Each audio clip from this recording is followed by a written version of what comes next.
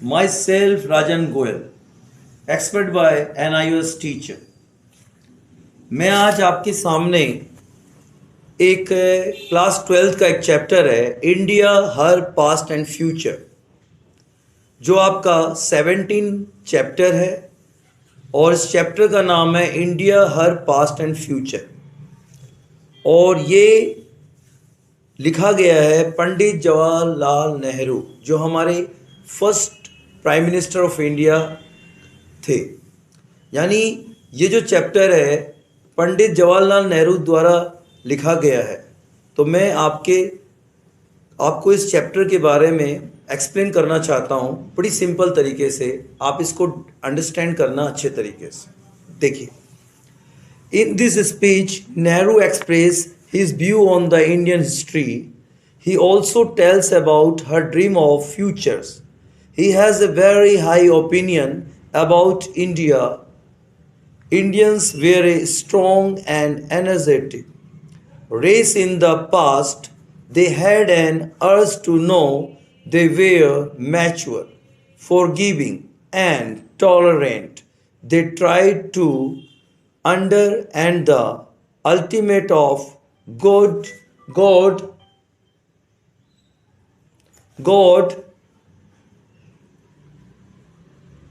they were mature, forgiving, and tolerant. They tried to under and the ultimate of God and this universe.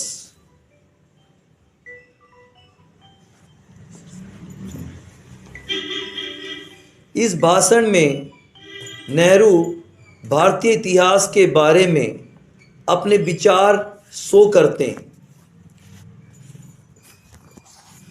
वह भावी भारत के अपने सपने की बात करते हैं। भारतीय अतीत में जो पिछला भारत था उसमें लोग सबल थे, फुर्तीले लोग थे। उसमें नई जानकारी पाने की लालसा थी। वे मैच्योर थे, क्षमाशील थे, सहनशील लोग होते थे। उन्होंने भगवान और ब्रह्मांड को समझने का प्रयास किया।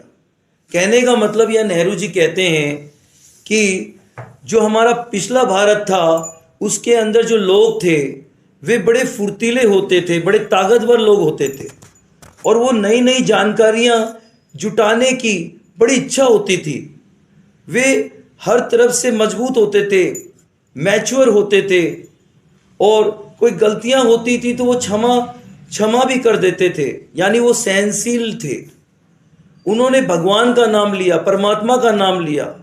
उन्होंने धर्म और ब्रह्मांड को समझने का प्रयास किया। Second stranger. But in course of time, things grew worse. India lost her ideas of freshness, youthful vigor. The society was divided into caste and became a slave to causing. Still, it was able to absorb the people who came here as invaders. India was powerful, influenced by Islam and then see Western countries. The European brought new idea and industrial civilisation. पर भारत की स्थिति धीरे धीरे बिगड़ती चली गई। भारत अपने ताजा विचारों को खो बैठा।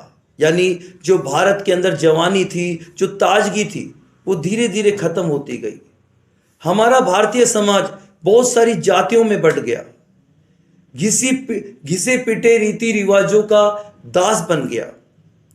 पर वह उन लोगों को अपने आप में मिलाने में भी समर्थ रहा और फिर उन्होंने ही भारत पर आक्रमण कर दिया।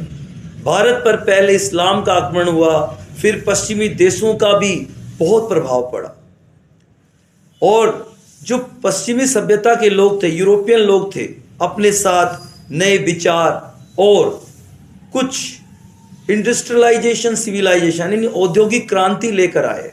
यानी उन्होंने यहाँ पर नई नई उद्योग धंधों पे जोड़ दिया, औद्योगिक क्रांति लाए, अपने साथ नई नई टेक्नोलॉजी लेकर आए।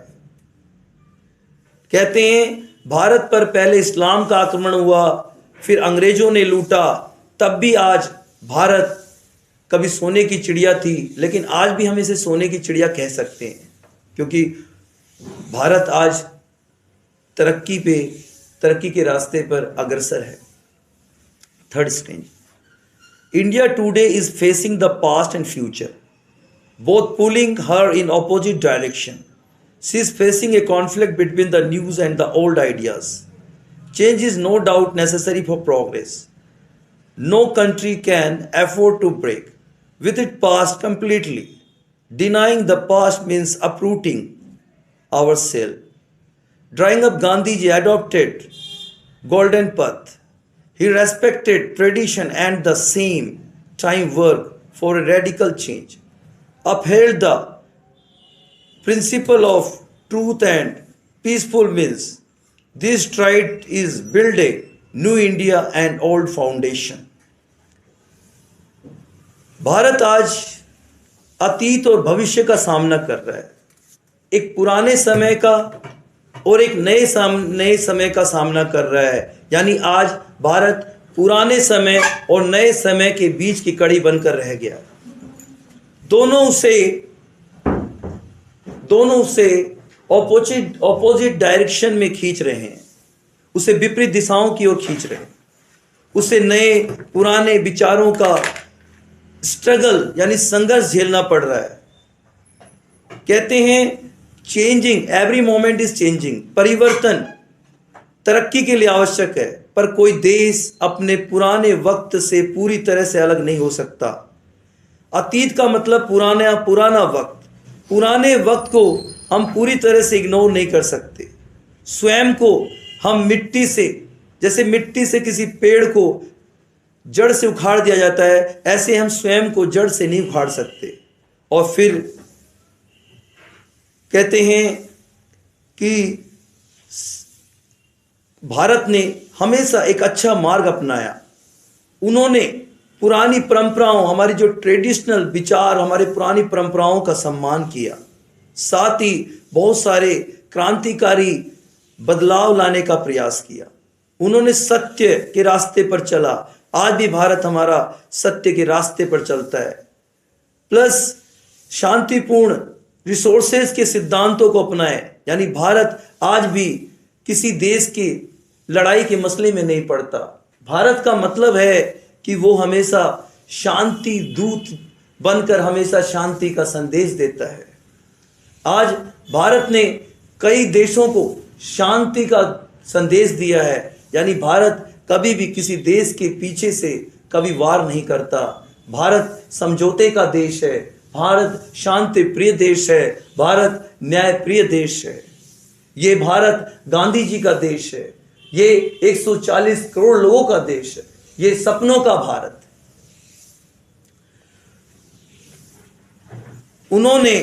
हमारे पुराने लोगों ने पुरानी नींव पर नए नींव का निर्माण किया, यानी पुराने भारत पर नए भारत का निर्माण करने की चेष्टा की।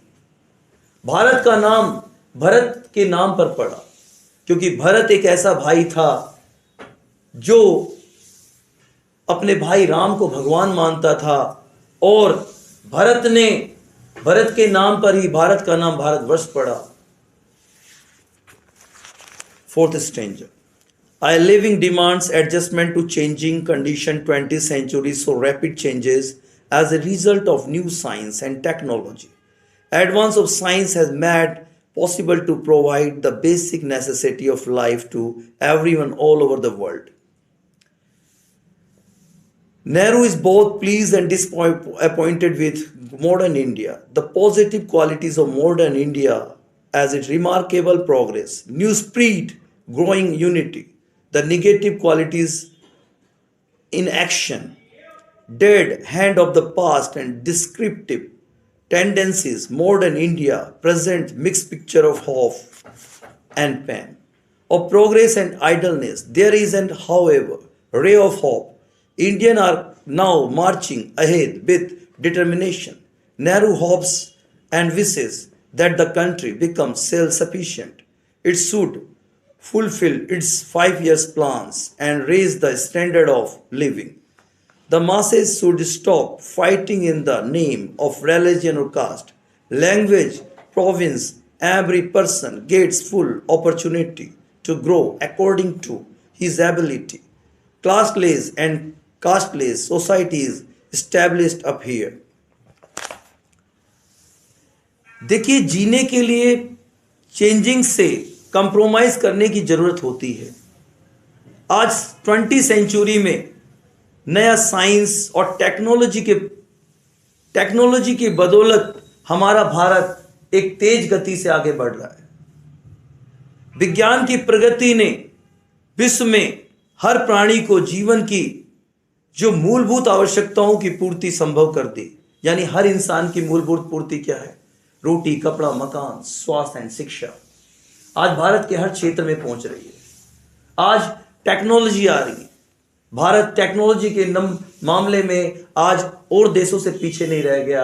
आज भारत में क्रांतिकारी परिवर्तन आ रहे हैं। भारत एक रैपिड ट्रेन की तरह आगे बढ़ रहा है। नेहरू आज मॉडर्न भारत से खुश भी हैं और उदास भी हैं। आज मॉडर्न भारत एक उसके अंदर पॉजिटिव गुण है और उन्होंने जो भारत की तरक्की, जो उसकी फीलिंग्स है, नई भावना, और आज हमारी जो यूनिटी है, आज लोग जात पात से परे हैं। लोग जात पात को भूलकर लोग तरक्की के रास्ते पर जा रहे हैं। प्लस कुछ निगेटिव गुण भी हैं, जैसे इनएक्टिव होना और भारत के अतीत के निर्जीव प्रभाव, ताकि टुकड़े टुकड़े गैंग टेंडेंसीज। मॉडर्न भारत मिला जुला कर एक ऐसा चित्र प्रस्तुत करता है, पर साथ ही एक आशा की किरण भी है। भारत अब निश्चय ही तरक्की के साथ आगे बढ़ रहा है। नेहरू जी आशा करते हैं, वो भारत के लिए भगवान से प्रार्थना करते हैं कि उनका देश सेल्फ डिपेंड हो, आत्मनिर्भर हो, किसी के ऊपर निर्भर ना हो। वह अपनी पंचवर्षीय योजनाओं को पूरा करने के लिए, अपनी पंचवर्षीय जो 5 साल का प्लान होता है सरकार का, उसको पूरा करने के लिए, आम जनता के जीवन को सुधारने के लिए हमारे जवाहरलाल नेहरू जी भगवान से प्रार्थना करते हैं कि लोगों को सुबुद्धि दे और भारत आगे बढ़ता चला जाए। लोग धर्म और जाति, बिरादरी, भाषा के नाम पर लड़ना बंद कर दें। हर व्यक्ति को अपनी अपनी योग्यता के अनुसार उसे ऊपर उठने का मौका दिया जाए, ताकि ये जात पात, ये हिंदू, मुस्लिम, सिख, ईसाई, ये सारी जो दीवारें हैं ये टूट कर गिर जाएं और